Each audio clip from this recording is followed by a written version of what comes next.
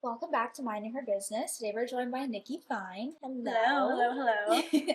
So, just a disclaimer, I'm going to be reading from my cards a little bit more this episode just because it's going to be a little bit of a different structure than what we're usually used to. So, we usually focus on entrepreneurship and career journeys, but at the heart of this podcast, our goal is to create a space for women that feels safe.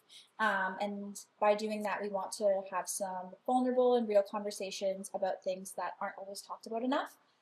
So today we're going to be sitting down with Niki, a new mom to your rainbow baby. And so she's going to be bravely sharing her journey through miscarriage, pregnancy after loss, and everything in between. So we both believe that telling these stories can bring the awareness and help women who might be going through similar situations feel less alone in their own journeys, feel more seen, and better supported. So whether they're navigating infertility, miscarriage, or IVF, or pregnancy after loss, all things that should be talked about, and this is our space where we can talk about it together. So before we dive in, I do just want to give a gentle trigger warning. We are going to be talking about miscarriage, loss, and fertility. If this is something that might be difficult for you to listen to right now, please take care of yourself. Feel free to skip or come back when you're ready. And after all that big spiel, let's get into it. Amazing. Thank you. Okay, so let's start with your journey.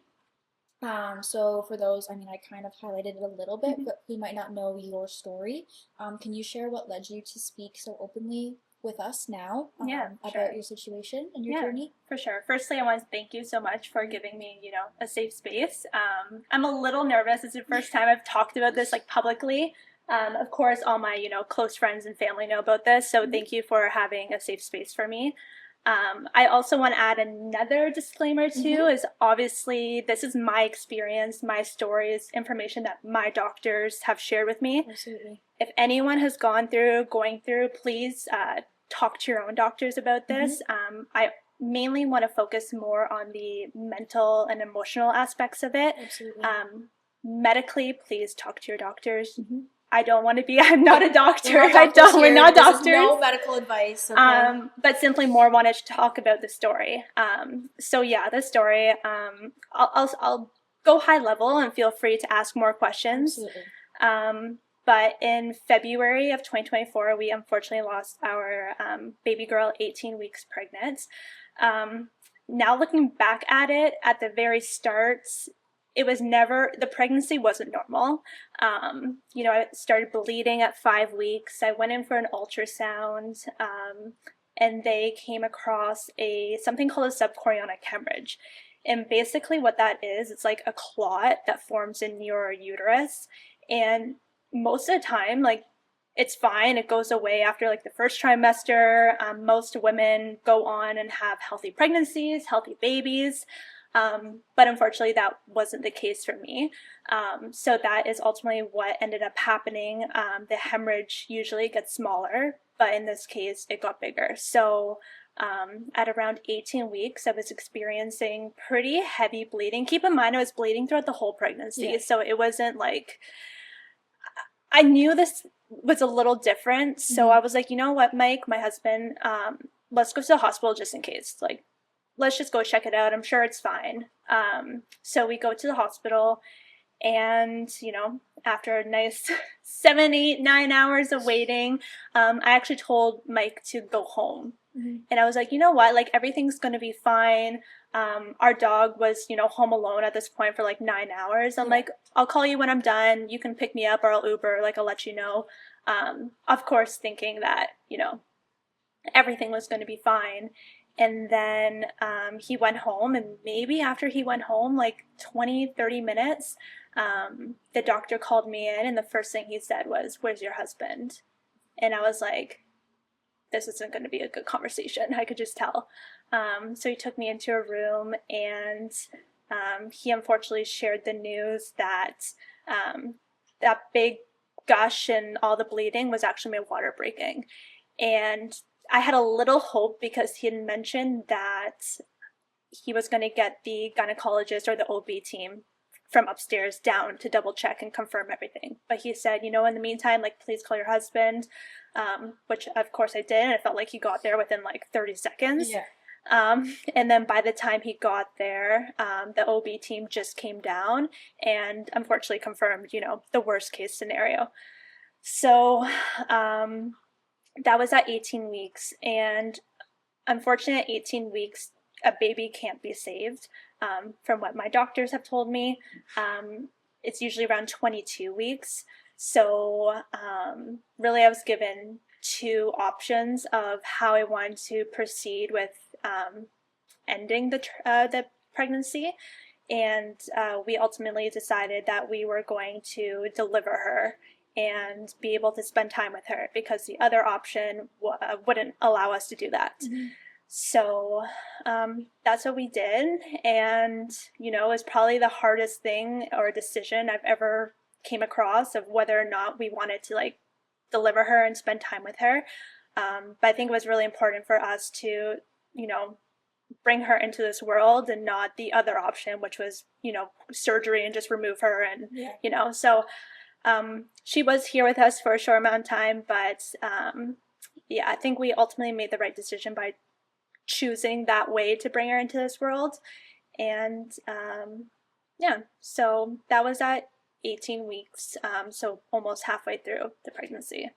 Well, I'm glad that you can look back on obviously that horrific experience and all those things, but know that you feel like you made the right decision in that sense. Because, I mean, being faced with that decision is the unimaginable. Yeah. Okay. Next. So now you're choosing to, come on here, which we are so thankful for and feel so blessed that you feel like this is a safe space to share your story with us. What's made you, do you think, ready to share this part of your life with us? Yeah, I just feel that miscarriage, although it happens so often, whether it happens at, 4, 6, 10, 20, 36 weeks, whatever, I feel like it's just like not talked a lot. And you scroll through Instagram and you see through like different lenses of miscarriages and stories, but I feel like it's important that all women who encounter such a heartbreaking experience talk about and share their feelings, because one person who may cope one way may not work for the other person. So hopefully today, by sharing my story and how I went through it and how my family and I went through it, may help other people going through it, unfortunately. I hope so too. Yes. So can you share, with whatever level you're comfortable sharing, how you felt, what that time was like for you emotionally and mentally? Yeah, it was obviously probably the hardest thing I've ever had to go through. Absolutely. Unfortunately, my family and I have gone through a variety of different traumatic and heartbreaking events. But I think what set this one apart was, when you go through an event, sometimes it's you cry for a week or you cry for a couple days, sometimes you cry for one day, and then you can like move on with your life and you can do things. And what was different about this was like it completely stopped my life. It was the only thing that's kind of like left me in my tracks, and I didn't know how to navigate my life at that point. I remember a couple days after, it was a Thursday, and this happened on a Monday. So it was, 4 days later. And I remember just bawling my eyes out. I've been bawling my eyes out for like 72 hours at that point. And, I'm calling my mom and I'm like, what, like, when am I going to get better? Like, when am I going to be able to function again? Because I literally cannot function. Yeah. And, like, it's cliche, but time heals everything, and I'll get to other things that people have told me through my healing process. But it was life altering for sure. It altered me as a human. I view pregnancy and babies and miscarriage and everything around fertility and all that just such a special and privileged thing. That I never like took my pregnancy, my most recent pregnancy that had a very happy ending. I never took a second of that for granted. So there was a lot of emotions that goes with grief, thinking of what did I do wrong? Like, why did I do something wrong? Did I make a bad decision that led to this? Did my body fail me? Um, and that's a process with grief. Like, you go through different, you go through the event, then you go through blaming yourself, and then you look to blame others, and then you have to accept it, and then you have to learn how to recover. The grief process took a very long time, and honestly, I think it will always be with me. But I would just remember after the second week, I'm like, okay, I can actually like go outside and take my dog for a walk. And then after the third week, it's like, okay, I can actually go to like my husband's hockey games and like go out in public. And then the fourth week, it's like, okay, I can go back. Eventually, things just like started feeling better, but it was always like there, and it was just more easier to carry than the week prior. Absolutely. So, what do you think helped you begin the process? What helped you begin to process and begin the process of moving forward? Yeah, I think just living your life and not letting this define you. The first 2 weeks, I was just, respectfully like miserable at home, and rightfully so. And I just wanted to be able to function again. So, one thing is like, okay, I'm gonna go walk my dog today. And then the next day is like, I'm gonna walk my dog and then go to the grocery store. And just slowly get back to that everyday life that I was living before. But like being graceful on myself and being like, you know what, I can't push myself too hard this day, or if I need to talk to someone about it, I'll go talk to someone about it, or I'll lean on my husband, I'll lean on my mom, I'll lean on my sister. But I think the thing that really helped me get over it, not get over it, but get through it, was telling myself like it wasn't my fault. Like, I didn't do anything. My body did not let me down. Simply, it just wasn't meant to be. As cliche again as that sounds, it just wasn't meant to be. And maybe it was protecting me from greater danger that potentially could have happened later in the pregnancy, because again, it just wasn't right from the start. So that helped me a lot heal throughout the process. And this next question is not meant to be like invasive or anything like that, so answer it to whatever degree you feel comfortable. But do you feel like this experience brought you and Mike closer, or do you think it kind of, pulled you guys apart a little bit for a little bit? How did that? They say that things like this really either make or break a couple, and I would say that I'm just so grateful for how Mike handled this situation. I know that, and this makes me emotional talking about him, because I know he was hurting a lot through the whole process, but like I never felt it, or I never saw it, because I think he was really worried about me. Sorry. No, oh my gosh, it's getting me You're good. So it definitely brought us together, and he just, was so patient with me, and he just, made sure I was eating, making sure I was getting my liquids in, making sure I was going out and seeing the daylights, and, he was definitely like my rock throughout the whole process. So it definitely brought us together, but I know he was hurting, and he put his, needs and his feelings aside to make sure that I was okay.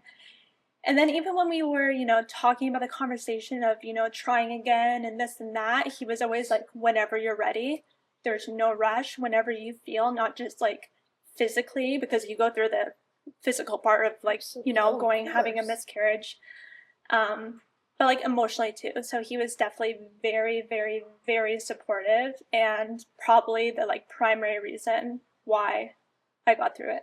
Well, that really, really warms my heart. I know, obviously Mike is a part of Chris's life a little bit too, and I've heard how great of a man he is, and I love that he's just as beautiful of a man at home as well.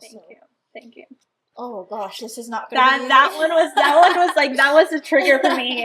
That was but in the best way possible. At least we're crying about how amazing he was. Yeah, not the opposite. So go Mike. Go Mike. I love you. So what were some things that people said or didn't say, because I'm sure there's a balance there, that either helped you or really hurt during that time?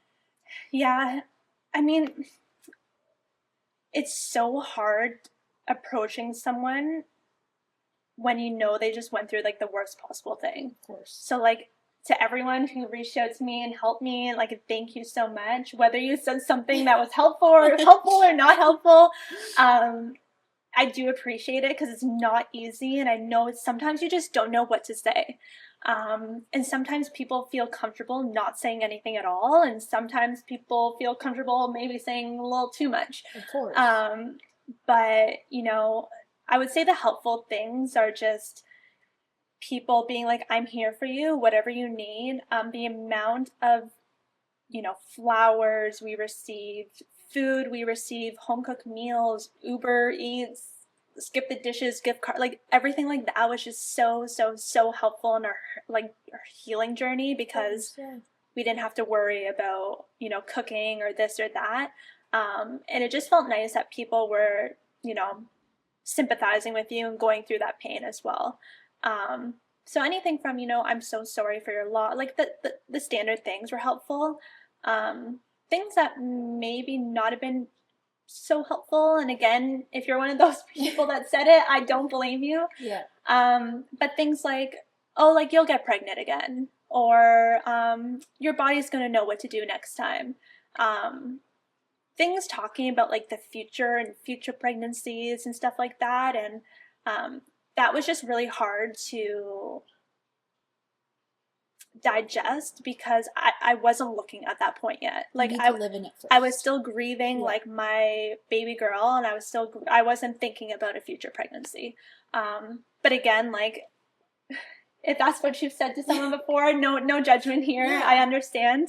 But I think it was just amazing having a village of people, you know, yourself included, and, you know, Chris and his family, and just people who, you know, you don't really know too personally, of course, sympathize with you and, you know, give you a hug and whatnot, because, you know, every hug was just so like, it like really touched my heart. Well, I think that question's important to ask too, because even for myself, I had no idea how to navigate it, because, you know, I'm not in your inner circle, but I saw you at the rink and I knew what happened, and it's like, do I go up to you and bring it up and tell you I'm sorry, and then that brings a wave of emotion to you out in public, and you don't want that? Or, you know, is saying nothing the worst thing to say? And just like, you know, as someone who wants to do the right thing but doesn't know what to do, I think it's a good way of, they can save this, and but hopefully they don't know anyone that goes through this. But you know, if the worst case happens in other scenarios. Okay, so on a little bit of a happy note, you're a new mom to a rainbow baby. Yes. So congratulations, obviously. Thank you. What was the experience of being pregnant after your loss like? And this is a loaded question, so we'll kind of break it up in parts. Yeah, it was very hard.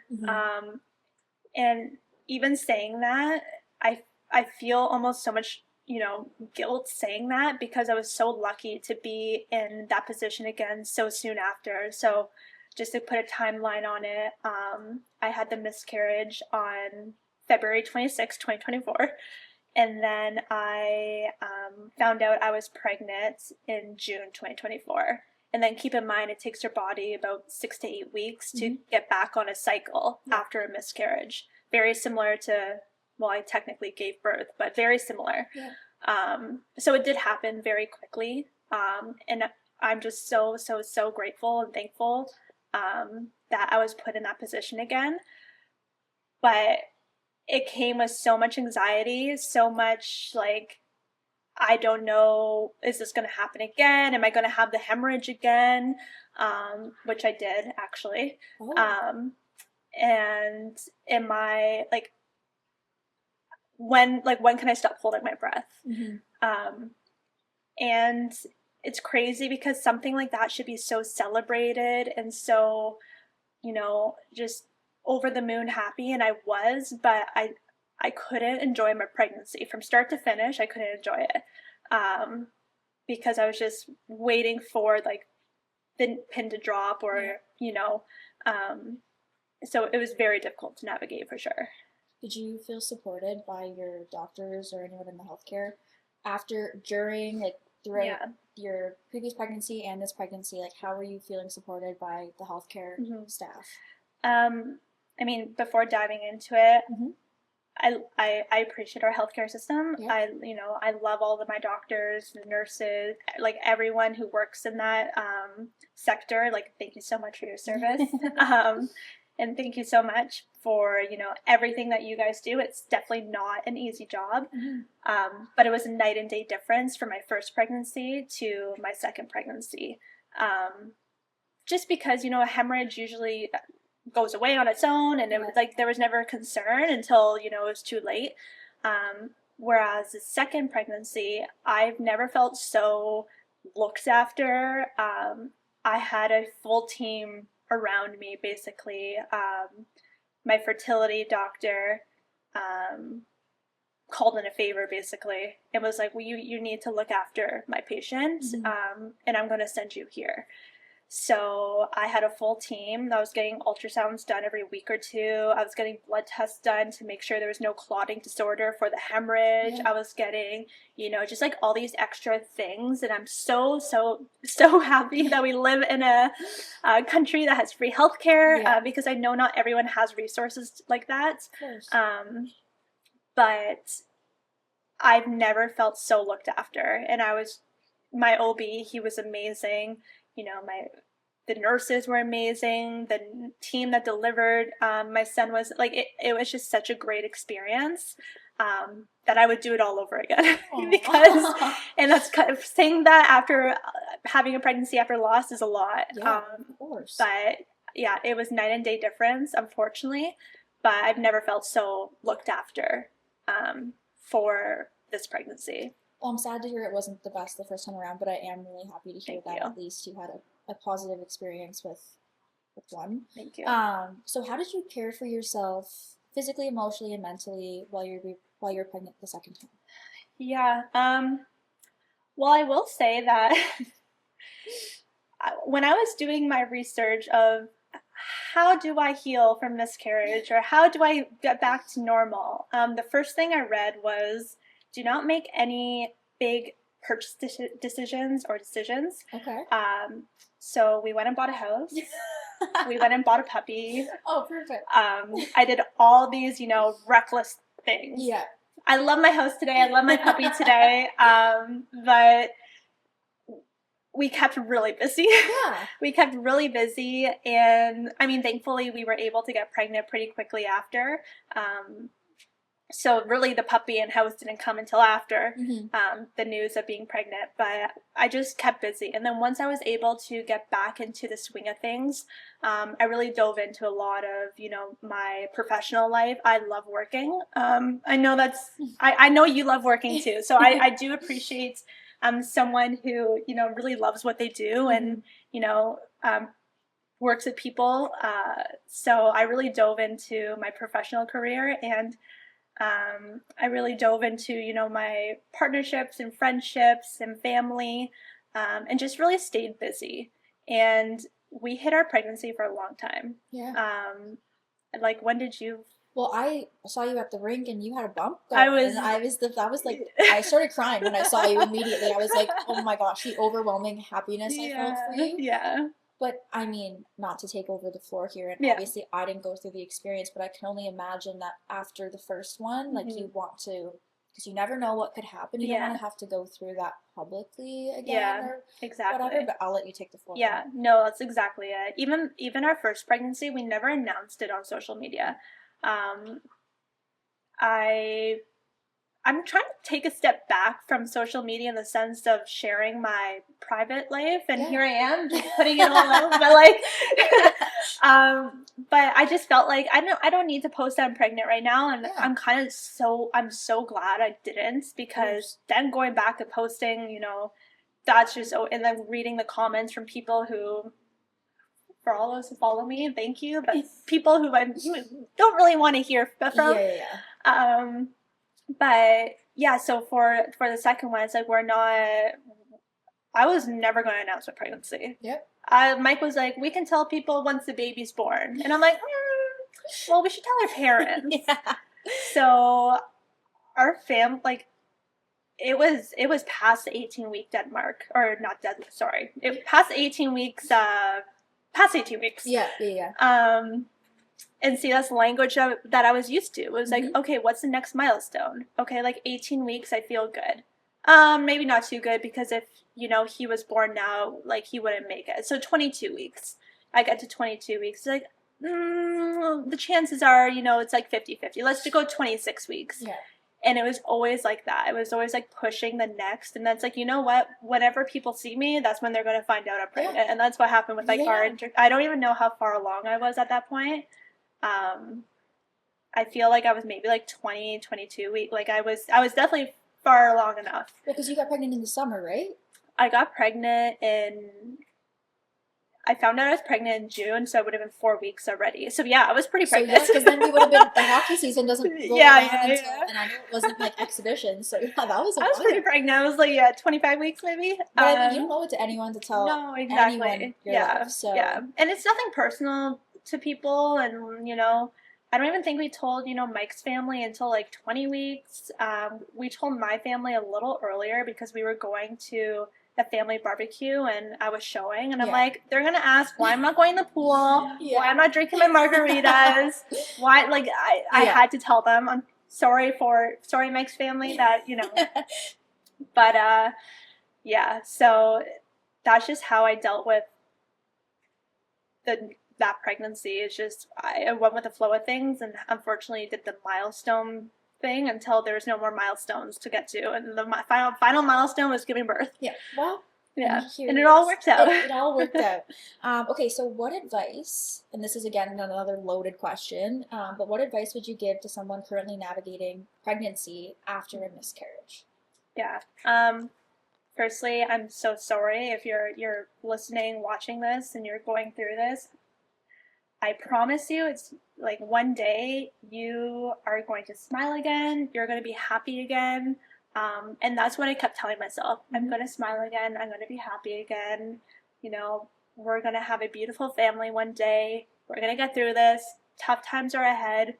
And just try to stay busy and try to stay motivated, and just try to, don't ever blame yourself. Don't blame other people. Mhm. I went through a part where I was blaming like the doctors and like everything unfortunately happens, and sometimes we never know why it happens. The number one cause for miscarriage is because something wasn't right to begin with, from like a DNA perspective.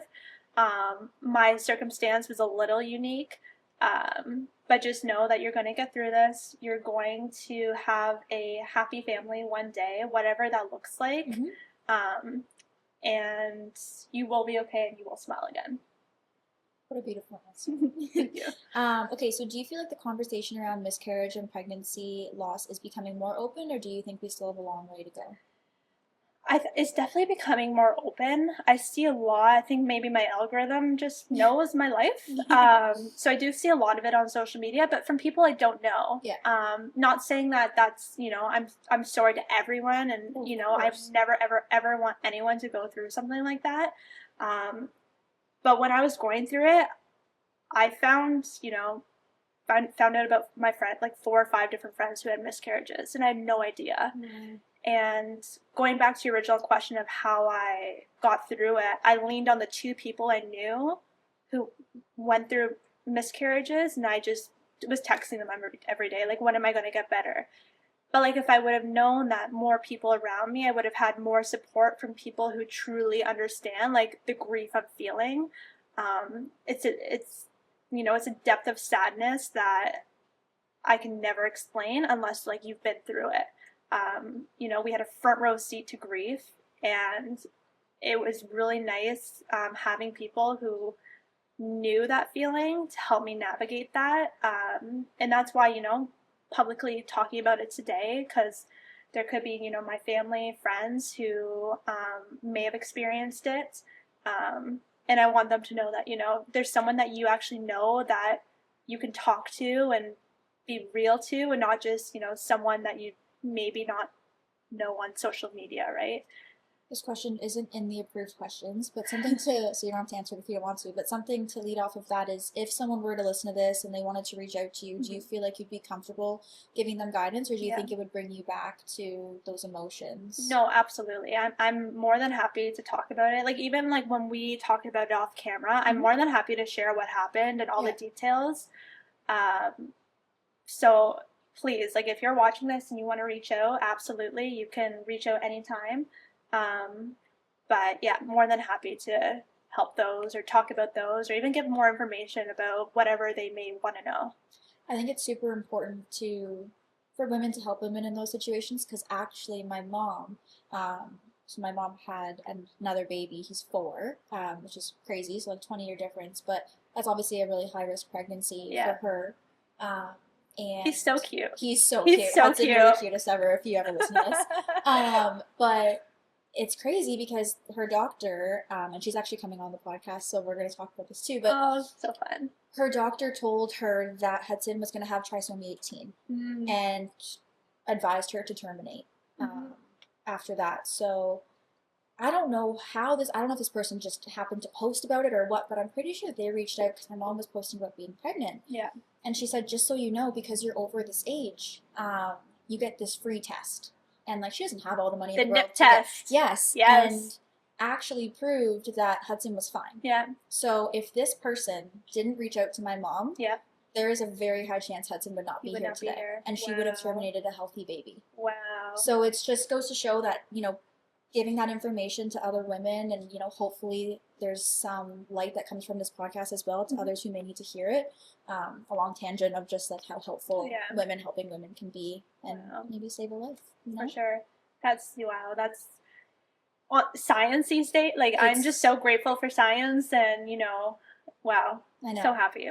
I know. Okay. So we kind of already said that. If someone's listening in the middle of a loss right now, what would you want to say to them? Yeah, just take it one day at a time. Don't rush yourself. Don't push yourself. Give yourself grace. You're going to get through this, and every day is going to get better. But maybe one day you'll have a setback. You'll see something, and it'll just trigger you, and you'll take like a week step back. That happens to me all the time. But just know that, you know, the pain is never, it's always going to be there. It's always going to live with you. You just know how to, you know, live with it more. It's like you build your resilience. And when you really want to lean on it, it's like a muscle. You build that muscle. And when you need it to, you know, back up on and be like, okay, I need to get it together, it happens over time. So, you will get through this for sure. That's an incredible answer. So looking back, is there anything you wish you had known or something you'd want your past self to hear? Yeah. Just be kind to yourself. There was a long time where I just was so mad at myself and so mad at my body. And I just thought that like, I'm never going to have a baby again. I'm always going to have like something happen. But then here I am, you know, a year later with a perfectly healthy baby boy and a perfect pregnancy. I mean, not perfect pregnancy, but a great pregnancy. Just be really kind to yourself and also kind to others, because when you're down in the dumps and you're going through a hard time, you can kind of inflict that on other people. Whereas everyone is in your corner. And maybe they don't show it as much because they don't know how to approach a conversation, but everyone is absolutely in your corner. Again, so some of these are a little bit similar, so if you feel like you've already given an answer to it, just feel free to let me know and we can move on to the next one. But so what does healing look like for you now? Is it something you feel is still ongoing? Yeah, I think it's always, like I mentioned, it's always going to be there in me. I just learn how to live with it every day, and I think talking about it more is going to help me heal further, and helping others who may be curious about it or may be worried about something or may unfortunately be going through something similar.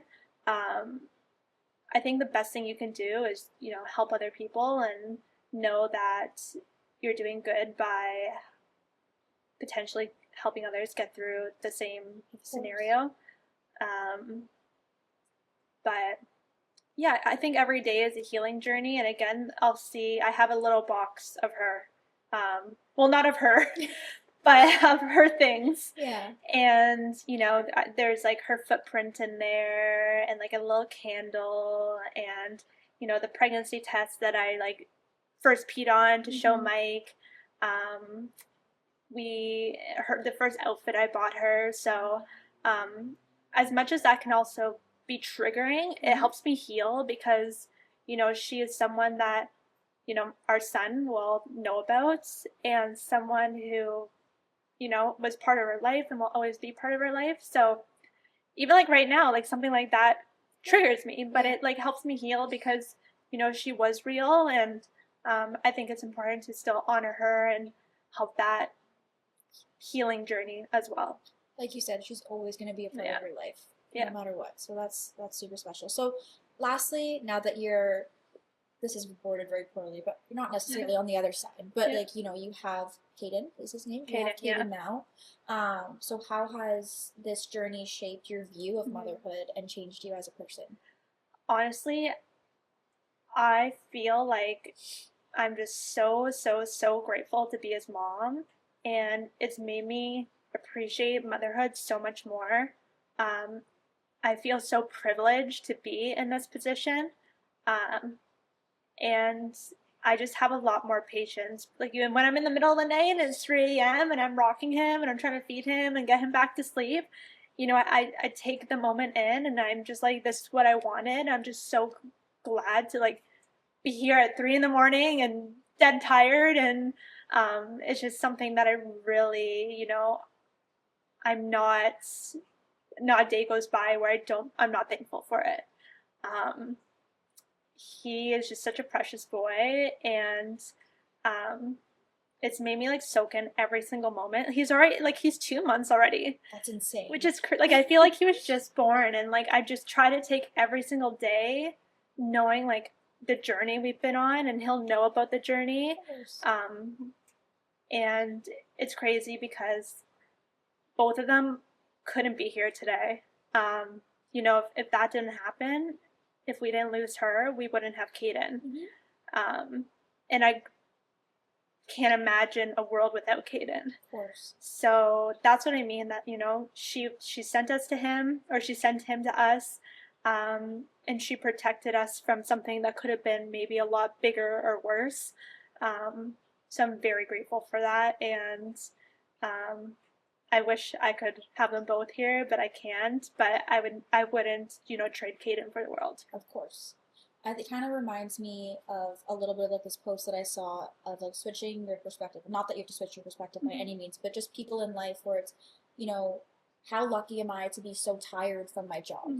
Because I should feel lucky that I have a job. Or how lucky am I, like some of the hardships that we face sometimes we could shift the perspective to how lucky am I that I have these problems because I'm actually, doing these things. So kind of the same thing. But anything that we didn't touch on before we go to, it's a little bit of a different special segment at the end. We're not doing anything silly, but is there anything that we didn't touch on that you'd like to say? I don't think so. Again, like, thank you so much for having me on here and talking about it. Again, there's a lot more detail I can go into things, but if anyone's ever, interested or curious about something, like, feel free to reach out. I don't know, I just feel so, it's not lost on me that I'm in such an amazing position, because so many people unfortunately go through something like this and they're still trying to get their rainbow baby. So that like really weighs heavy on me because I just feel so lucky to be here. So thank you for letting me share that. Well, I feel really lucky to have you on here because obviously this isn't, the regular structure of an episode or something, but given the community that I'm trying to build of women, this is such an important thing to talk about. So I do feel really privileged that, one, this is the first, public space that you've been willing to share this on. So I feel very grateful that you're here too. Thank you. Like I said, at the end of every episode, we like to close it off with something a little bit silly, but we're going to be a little different today. So I want to ask, was there anything that brought you comfort during your journey? Something that someone said, a quote, or even a little ritual that helped you feel less alone? Yeah, for sure. I thought about this one. And, when I was in the thick of the grieving process, I reached out to one of my aunts, and I reached out to her because she had lost her son, so my cousin, in a tragic accident in 2016. So, although different, she lost a child, and I wanted to know exactly how she managed to not move on with her life, but just like operate normally. Yeah. And she told me that, people say that time heals everything, and that's absolutely true. But if you open your heart up to love, love heals everything. And ever since that moment, I just leaned on my community and leaned on my husband, leaned on my family, and really just like opened up my heart, because I'm usually a very closed off person and small circle, and I'm strong and I'm resilient. I'll get through that. But like that was not the case at that time. So I really opened up my heart, and it definitely helped me heal. So if you're ever going through something, yeah, time heals everything, but so does love. So open up your heart to those around you. That's beautiful. Thank you. Okay, well, thank you again so much for coming on. I do think this is a really special episode, and if we can, even help one person, one woman who's going through something like this, this will feel like a success, and bringing some light to obviously an awful, awful experience. But thank you again. Thank you. Thanks. And until next time, everyone. See you later. Thank you for watching Mind Your Business. Bye.